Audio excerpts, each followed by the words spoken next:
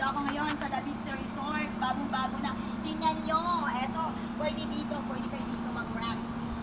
Eto. Hindi lang muna ako papasok ha, kasi bawal. Okay, dito ako. May daanan dito papunta doon sa kabila. Dito sa may, parang, eto talaga. Tingnan nyo si Ate Len. Ay! Okay, dito. Ay, nako. Bakal talaga ang daanan. Oo. Labang si Ate Len kasi walang tao dito sa ano. Nag-construct pa lang. Ganda na talaga ang view sa The Big Sea Resort. Eto pa. Ito muna ako kanina. Safe naman ako dito. Eto yung daanan natin. Papunta doon, pero dito na ako. Pwede ba naman ako mag-upo muna ako dito? Oo. Ganda abang si Ate Len.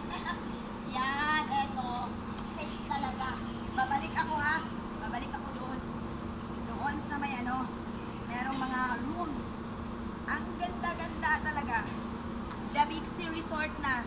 It's a date ha. Abangan ko ninyo. Salamat talaga sa cameraman ko ha. Spivey! Okay. Eto. Tingnan nyo ang ano, ang door. I-open ko ulit. Wow! May aircon. Dami ha. Very ano talaga. Elegant.